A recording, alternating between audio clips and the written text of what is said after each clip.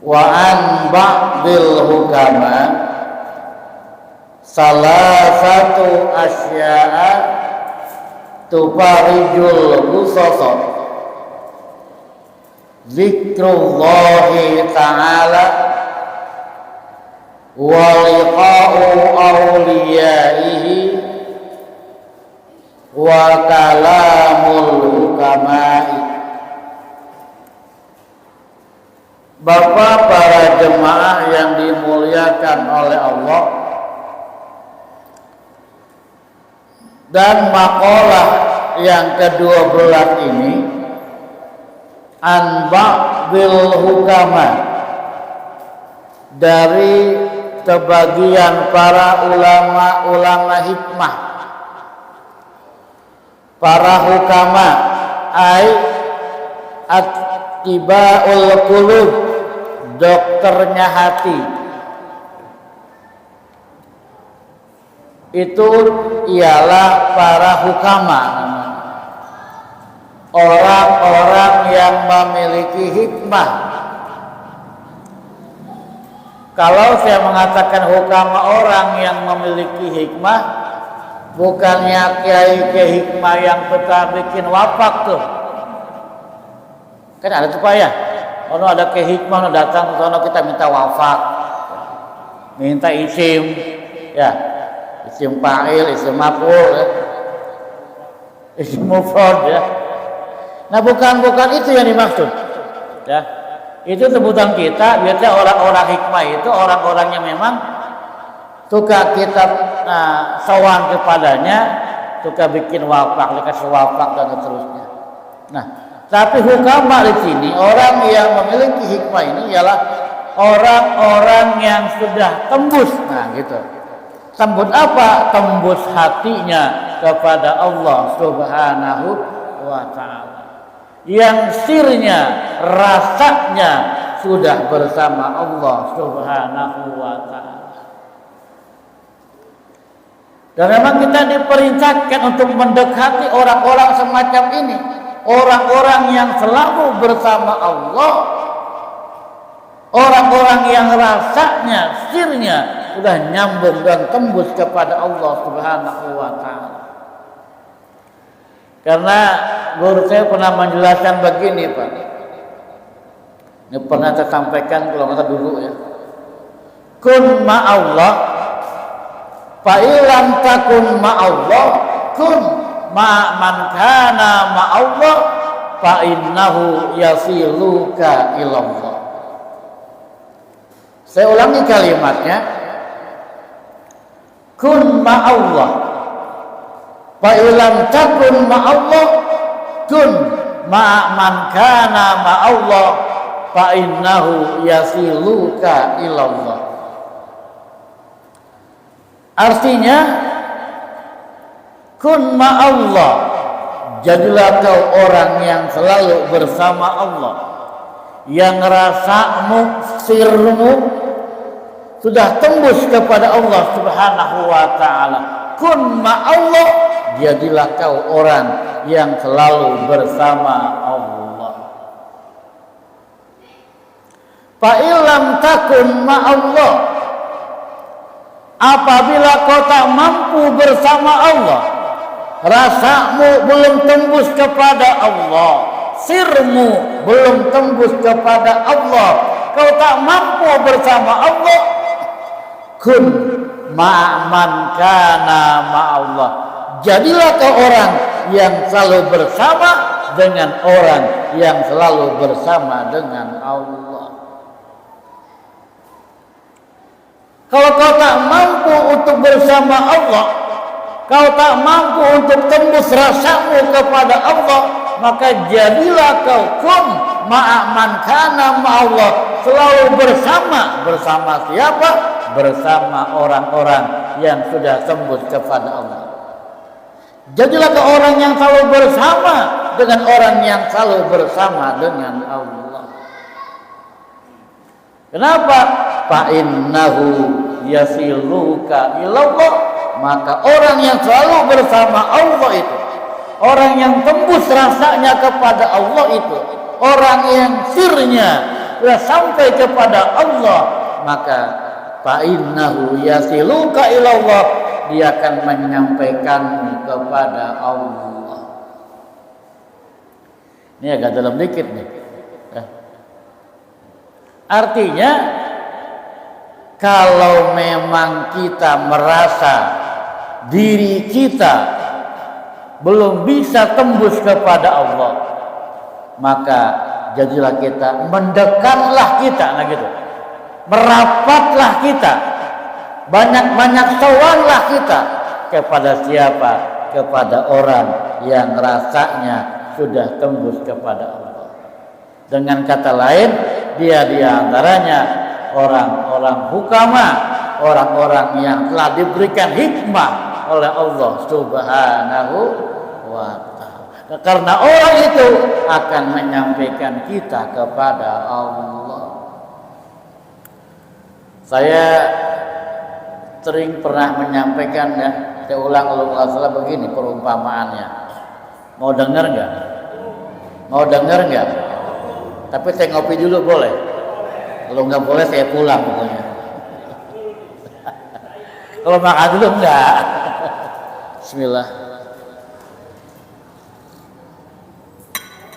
Biar nggak oleng. Umpama gini Pak, ibarat gerbong, nih gerbong kereta tuh, ya.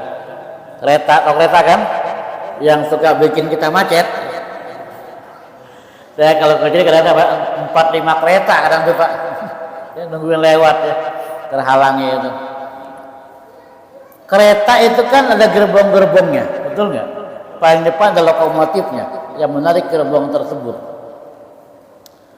Umpama kata gerbong yang paling belakang itu Pak, itu gerbongnya kelas kambing, paham nggak? Ya. Kelas kambing lah, bau, kotor, kumal, kumuh. Tapi gerbong kelas kambing itu dia nyambung dengan gerbong berikutnya, nyambung dengan gerbong berikutnya, nyambung dengan gerbong berikutnya, sampai nyambung pada lokomotifnya.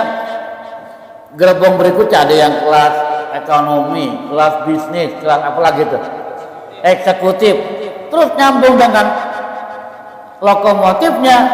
Kalau ini lokomotifnya sampai ke Bandung umpamanya, di belakangnya ada kelas eksekutif, kelas bisnis, kelas ekonomi, kelas kambing terus paling belakangnya. Pertanyaannya, kalau itu kelas eksekutif karena nyambung dengan lokomotif sampai ke Bandung, kira-kira yang belakang gerbong kelas kambing sampai apa enggak? Sampai. Kok bisa sampai? Karena gerbong paling belakang yang kelas kambing, yang kumuh, yang bau, dia nyambung, nyantel dengan gerbong berikutnya, nyantel dengan gerbong berikutnya, nyantel dengan lokomotifnya. Maka lokomotifnya sampai ke Bandung, kelas eksekutif sampai ke Bandung, kelas kambing yang paling belakang pun akan sampai ke stasiun Bandung. Artinya begini, kita ibarat gerbong kelas kambing Pak. Ibadah kita barangkali, sholat kita masih mikirin yang lain-lain. Mulut Allahu Akbar, hati melanglang buana, kan begitu. Ada yang begitu? Sama saya sama. Mulut Allahu Akbar, hati melanglang kemana-mana. Kadang yang sebelum sholat kita lupa, pas Allahu Akbar ingat itu. Bener gak begitu? Sebelum sholat nyari kunci kemana-mana, begitu takbir Allahu Akbar, ya Allah, kunci di laci. Kita masih begitu ibadahnya, maaf. Ngomongin orang doyan, ya Pak ya, menghujat orang, udah kayak paling sucinya banget itu. Udah kayak dirinya paling suci, paling benar. Kalau menghujat orang, nggak tanggung-tanggung. Kelas kambing lah kita ibaratnya. Tapi karena kita nyantel hati kita. Nyantel dengan siapa? Nyantel kepada ulama-ulamanya Allah. nyantel kepada wali-walinya Allah, nyantel kepada Rasulullah, maka mereka kuasa eksekutif sampai kepada Allah. Karena hati kita nyantel, maka kita pun akan sampai kepada Allah. Bagaimana nyantelnya? Maka cintai mereka, cintai orang-orang soleh, cintai orang-orang yang punya hikmah, cintai orang-orang yang dalam tembus rasanya kepada Allah. Karena kita menyadari bahwa yusarun nasu yaumal qiyamati ma'a man ahabba. Nah, Bapak para jemaah yang dimuliakan oleh Allah Subhanahu wa taala. Jadi memang kita diperintahkan untuk nempel dekat kepada para ulama-ulamanya Allah, orang-orang yang tembus rasanya kepada Allah. Baru nih kita masuk pada pembahasan ini ya. Wa an ba'dil hukama, dari sebagian pendapatnya para hukama, orang-orang hikmah, orang-orang yang rasanya tembus kepada Allah.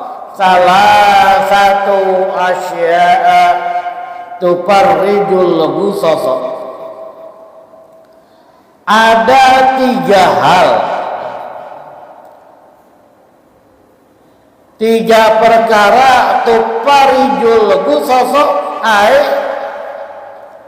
takcipul gumumi, yang mampu menyingkirkan kesedihan, yang mampu menghilangkan kedukaan. Ada 3 hal yang mampu menghilangkan kesedihan, kegalauan di hati, rasa gundah gulana. Apa itu? Pertama, zikrullahi ta'ala, dia zikir kepada Allah Subhanahu wa ta'ala. Zikir kepada Allah yang mana dijelaskan oleh Syekh Nawawi, bi ayyi sigatin kanat, dengan sigat apa aja, dengan lafaz zikir apa aja, yang penting intinya dia zikir kepada Allah. Kita mau istiqomah zikir macam-macam silakan. Mau istiqomah zikir, mau zikir manakib, mangga. Mau zikir bentuknya sholawatan, mangga. Mau ratib, mangga. Terserah, itu mah cuma kendaraan, ibarat kendaraan lah. Ada yang nyaman zikir tahlil naik Sinar Jaya umpamanya begitu. Ada yang nyaman saya mah zikirnya umpama zikir istighosah gitu kan, umpama nih ya. Monggo silakan. Bi ai sigatin ka, sigat apa aja zikirnya mah. Tapi afdhalul zikri fa'lam annahu la ilaha. Itu zikir yang paling afdal, zikir yang paling utama ialah la ilaha illallah. Tapi zikir la ilaha illallah bukan hanya sekedar tulisan gitu Pak. Bukan kita la ilaha illallah, la ilaha illallah. Maka itu enggak masalah, cuma bukan sekedar itu zikir la ilaha illallah. Bukan hanya di lisan, tapi senantiasa la ilaha illallah itu langsung mantap di hatinya, maka di hatinya dipenuhi dengan la ilaha illallah. Sebagaimana yang sering saya sampaikan, qalbul mu'min baitullah. Hatinya orang beriman adalah merupakan rumahnya Allah. Pak, orang kalau memang rasanya hatinya sudah dipenuhi zikir kepada Allah, maka segala langkahnya, perbuatannya dia akan tetap berhati-hati. Tidak ada perbuatan langkahnya, lampahnya yang bertentangan dengan la ilaha illallah.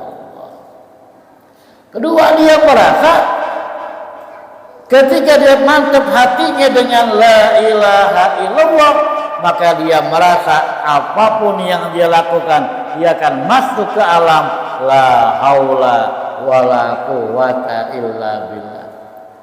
Bagaimanapun konteksnya dia lakukan perbuatannya, maka dia merasa memang dibegitukan oleh Allah. Orang yang sudah masuk tembus rasanya la ilaha illallah, zikir la ilaha illallah, bukan hanya di mulut, di lisan, tapi di hati, maka dia merasa duduknya Allah, jalannya Allah, tidurnya Allah, dan seterusnya dan seterusnya.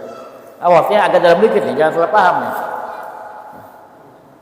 Maksudnya dia memang dibegitukan sama Allah karena dia sudah tenggelam la haula wala quwata illa billahil aliyyil azim. Bapak para jemaah, karenanya konteksnya dengan itu, orang yang sudah tembus rasanya Pak, nggak gampang berkomentar hanya dengan kacamata syariat. Dia akan berkomentar selain dengan kacamata syariat, dia pandang dengan kacamata hakikat juga. Begini maksud saya. Ini kan sekarang nih beberapa hari ini lagi viral nih. Kalau ini kopi bukan es teh nih ya. Ini kopi ya.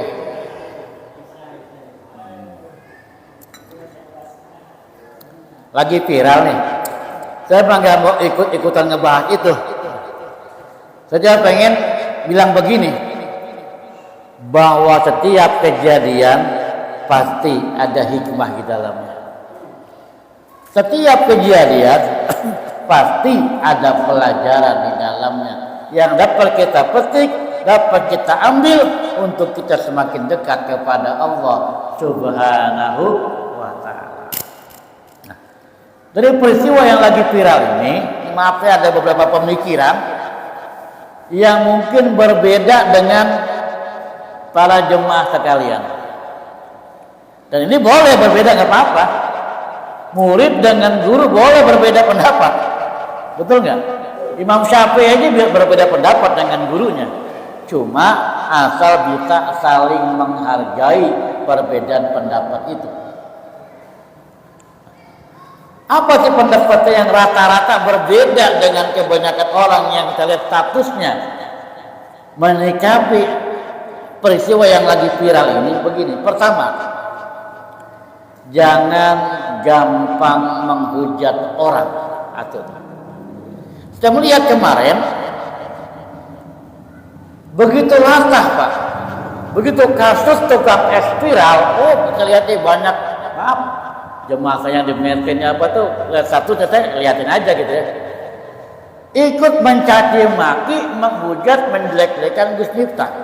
Satu titik, itu silakan, itu pribadi kita orang, hak dia dari sisi mana dia memandangnya.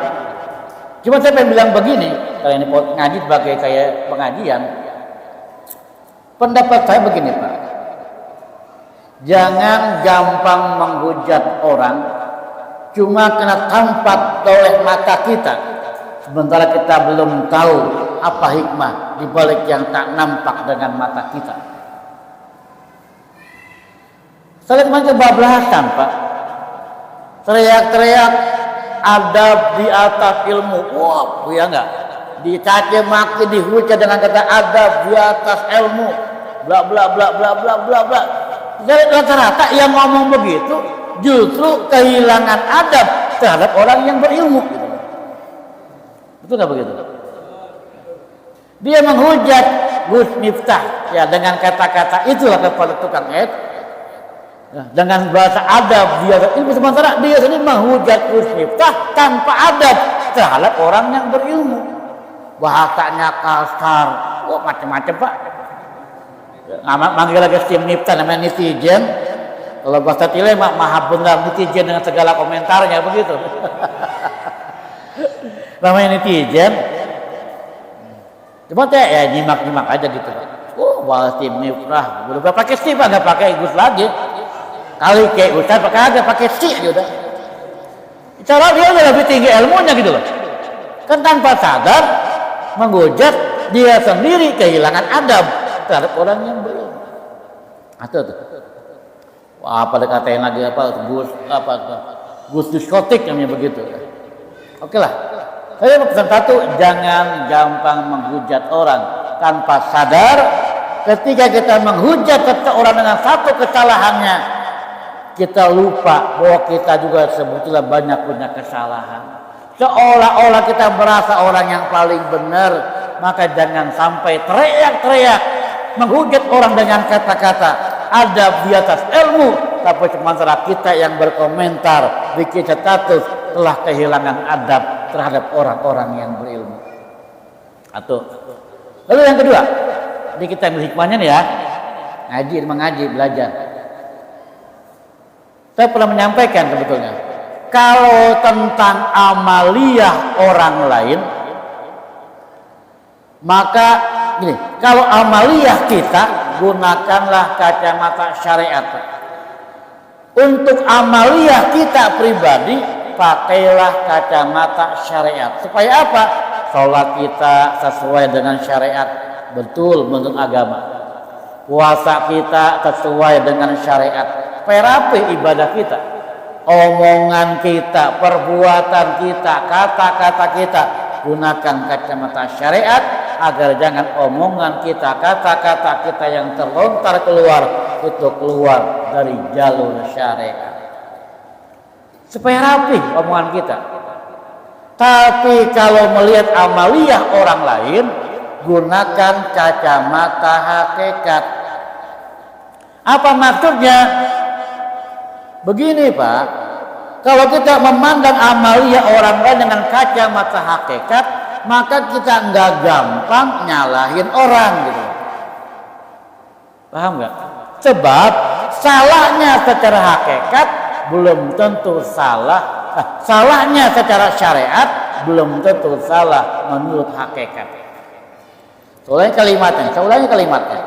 Salah menurut syariat belum tentu salah menurut hakikat. Secara syariat ya, secara etika Gus Miftah barangkali salah menggunakan kata-kata itulah pokoknya ya.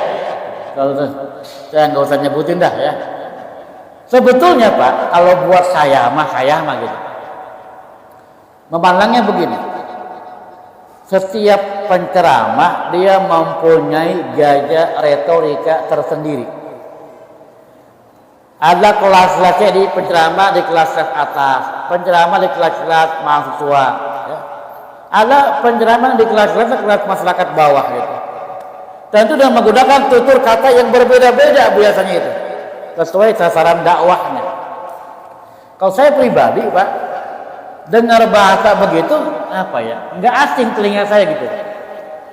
Kalau Bapak ngalamin tahun 90-an sering hadir tabligh akbar tuh, di zaman-zamannya Habib Idrus bin Alwi Jamalul Lail, zamannya Kiai Haji Abu Hanifah, Kiai Haji Manarul Hidayah, Sumarno Syafi'i, Farroji Ishaq dan lain-lain, itu bahasa udah biasa Pak. Iya, artinya Pak, karena umpamanya yang komunikasi dakwahnya seperti itu gitu. Ya kalau betul, ketika malam Rabu sedang viral, anak saya nanya gimana menurut ayah? Kata anak saya itu, kalau ternyata biasa aja. Kenapa ini menjadi viral? Satu, karena yang biasa itu mereka yang biasa duduk di majelis tabligh akbar pengajian. Nggak terbiasa dengar bahasa begitu, mereka ngajak ngelihat video potongan. Duduk di majelis taklim, kagak. Sering hadir tabligh akbar, kagak. Cuma nyimak-nyimak lihat video potongan. Dia begitu dengar bahasa begitu, kaget, marah dan seterusnya. Maka ramailah, dicercalah. Maka saya melihat satu itu. Kenapa mereka memandangnya dengan kacamata syariat? Paham itu? Maka wajar ya. Cuma kalau saya ingin bilang kita mah yang sering duduk di majlis, coba lihat sisi yang lainnya gitu. Kedua, mereka ini kebanyakan saya lihat bukan hanya sekedar membela tukang es, tapi ada julid di hatinya Pak. Kalau saya lihat begitu.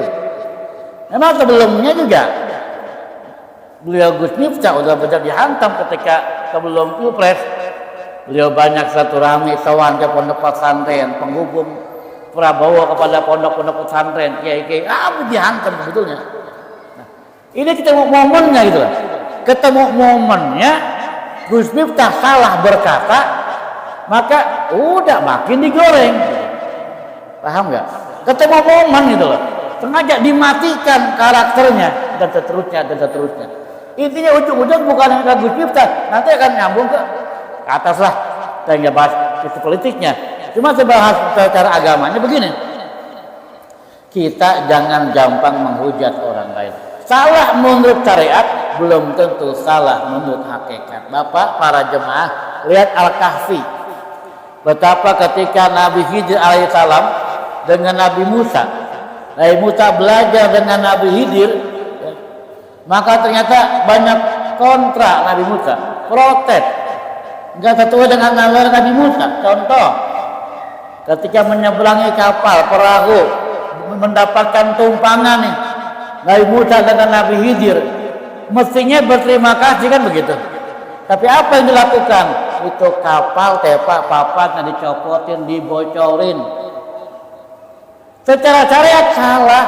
Protes Nabi Musa, kenapa itu dibocorin? Bukannya bilang terima kasih, kita nyebrang dapat tumpangan gratis, bukannya bayar minimal terima kasih, tapi malah kapal yang numpangin kita berbuat baik kepada kita justru dibolongin, dibikin bocor.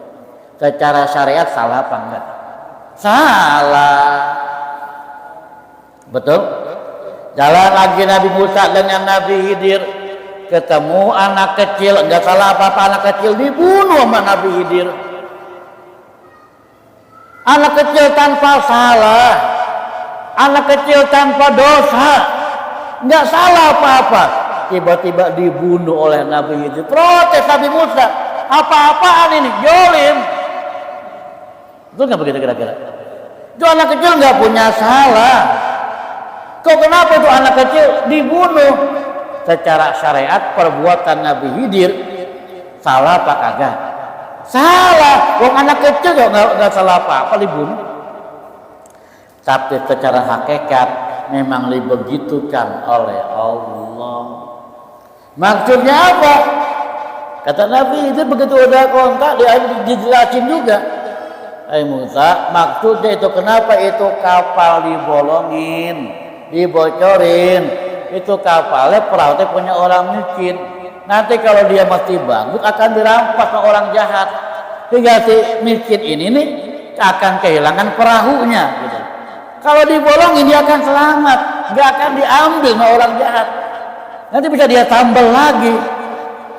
Oh ternyata ada maksud tertentu, justru ngebolongin kapal itu untuk menyelamatkan si punya kapal dari perbuatan orang-orang jahat.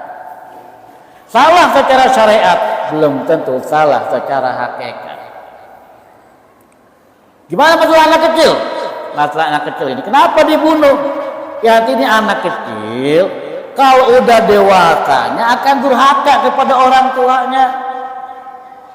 Nanti pas dia udah gedenya dia akan berbuat jolim kepada orang tuanya. Maka jangan sampai dia berbuat durhaka, maka dibunuh dari kecil. Ketika dia masih kecil, maka dia anak kecil akan masuk surganya Allah Subhanahu wa ta'ala.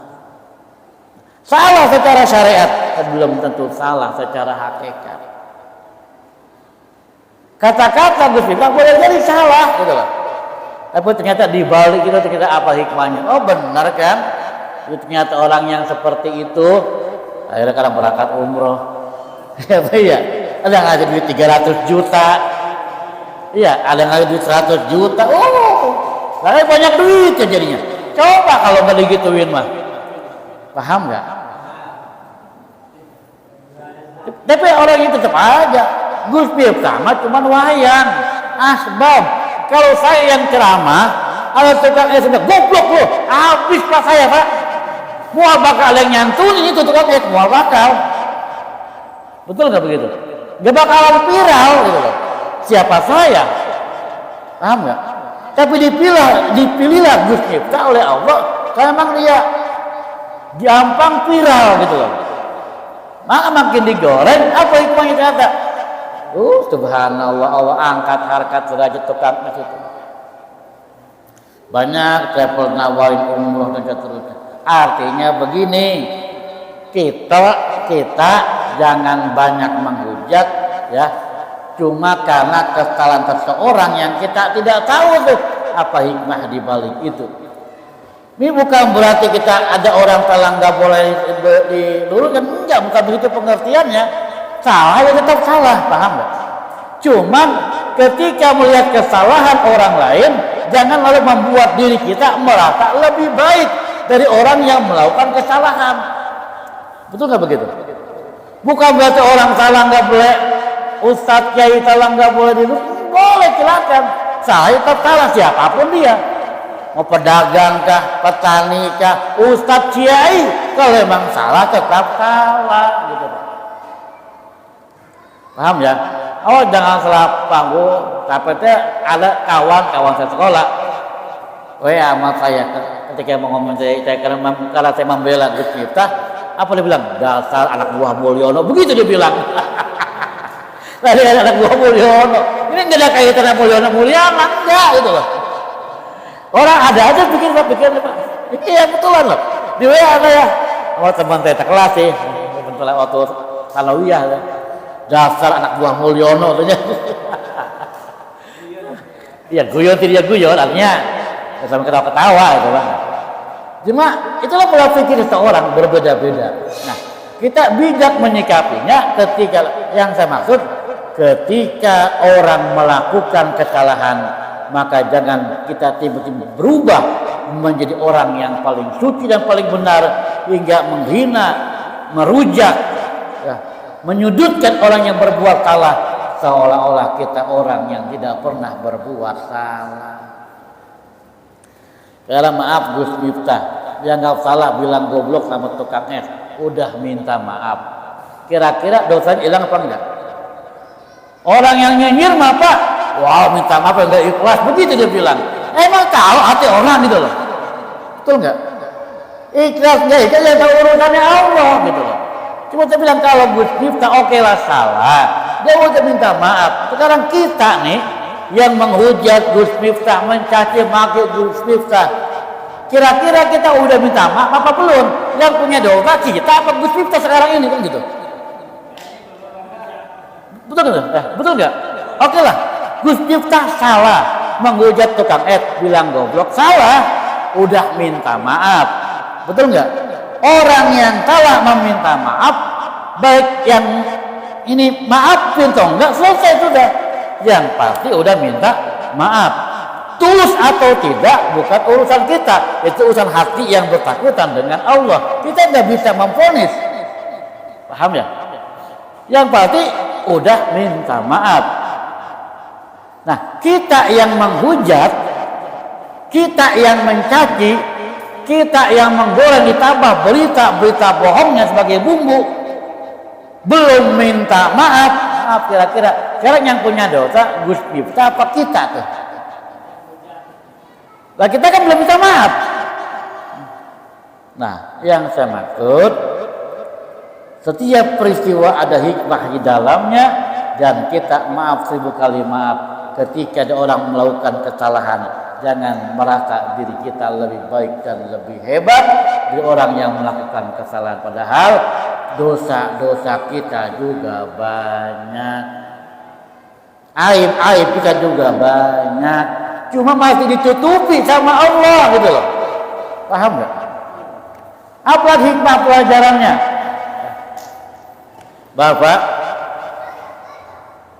di antara hikmah yang kita ambil peristiwa viral ini, kita jangan pernah berharap kebaikan-kebaikan kita akan dipuji oleh manusia dan diingat oleh manusia. Kenapa? Karena panas setahun bisa saja terhapus oleh hujan 1 hari. Soalnya kalimatnya, panas 1 tahun akan dihapus oleh hujan 1 hari. Itu kebaikan-kebaikan Gus Miftah Pak, banyak banget Pak. Itu dia biasa memang memborong apa? memborong dagangan kalau di tempat taklim, tempat dia ceramah pengajiannya, sing diborong malah dibeli sama dia. Itu pun begini kan kasusnya. Emang jujur aja Pak, terkadang itu di tempat tablik akbar itu kadang kita lagi ceramah, ya, kacang, tapi jalan-jalan gitu. Ya. Itu kan hakikatnya mengganggu pengajian Pak, betul nggak? Ya. Makanya kalau di guru saya ketika guru saya udah naik ceramah, tukang asongan duduk diam, ikut ngaji. Kalau belum silakan dia keliling. Nah, gitu. Kan nggak mengganggu pengajian. Kalau hanya berharap Pak, dengan kebaikan-kebaikan yang kita lakukan, maaf, kebaikan kita nggak selalu diingat oleh orang lain. Contohnya lihat kita, begitu banyak kebaikan-kebaikannya, tapi dengan satu kesalahan bilang kata-kata kasar aja, ya itu pun tidak bermaksud untuk menghina gitu loh. Cuma digoreng seolah-olah menghina dengan bahasa marah. Nah, hilang semua kebaikan-kebaikan apa? Enggak dilihat tuh. Yang dibaca, yang dilihat, yang diingat kata-kata kasarnya, kesalahan yang dia lakukan. Kebaikan-kebaikan sebelumnya yang dia lakukan hangus, udah enggak dipandang lagi. Coba lihat ya. Berapa banyak Pak PSK yang sadar. Ya. Taubat asbab dakwahnya beliau. Berapa banyak orang masuk Islam dengan asbab dakwahnya beliau, termasuk Deddy Corbuzier, ya enggak? Si Deddy itu Corbuzier, dengan siapa dia masuk Islamnya? Dengan Gus Miftah. Beliau banyak kebaikannya. Berapa banyak orang taubat asbab beliau, berapa banyak orang masuk Islam dengan beliau. Sementara kita yang mencaci maki itu via WhatsApp, ya, mencaci maki via TikTok, mencaci maki via macam-macam dah. Ya. Apa yang udah kita lakukan buat agama ini? Berapa banyak orang masuk Islam dengan asbab kita? Berapa banyak orang udah taubat dengan asbab kita? Apa yang kita lakukan? Karenanya jangan pernah merasa diri kita lebih baik dari orang yang membuat kesalahan, dan jangan hanya pandai memandang kacamata syariat tanpa memandang dari kacamata hakikat. Yang salah tetaplah salah, siapapun dia orangnya, tapi jaga mulut kita, jaga hati kita, jangan sampai menjadi orang yang merasa lebih baik dari orang yang melakukan kesalahan tersebut. Amin ya robbal, amin ya robbal. Bapak udah isya ya, ini dia baru satu ya. Semuanya berapa semuanya itu? Semuanya 3 insya Allah ya, pada next ya. Pertemuan berikutnya mudah-mudahan masih bisa kita lanjutkan pembahasan ini. Ingatin ya sampai makalah yang ke-12 ya. Makalah yang ke-12. 3 hal ulama hikmah yang bisa menghapuskan kebingungan, kesedihan, duka dan nestapa. Salah satunya yang pertama zikrullah, dia zikir kepada Allah Subhanahu wa taala. Kata Syekh Nawawi, bi ayyi sigotin kanat, dengan sigot apa saja, dengan kalimat apa saja, intinya dia berzikir kepada Allah Subhanahu wa taala. Maka mudah-mudahan Allah berikan kita keberkahan, sehat, panjang umur, yang punya usaha dilancarkan usahanya oleh Allah, yang dagang dilancarkan dagangnya, yang kerja biar selamat dalam pekerjaannya, yang jadi ustaz, yang jadi guru biar barokah ilmunya, mustajab doa-doanya. Ala hadhihi niyah al-fatihah.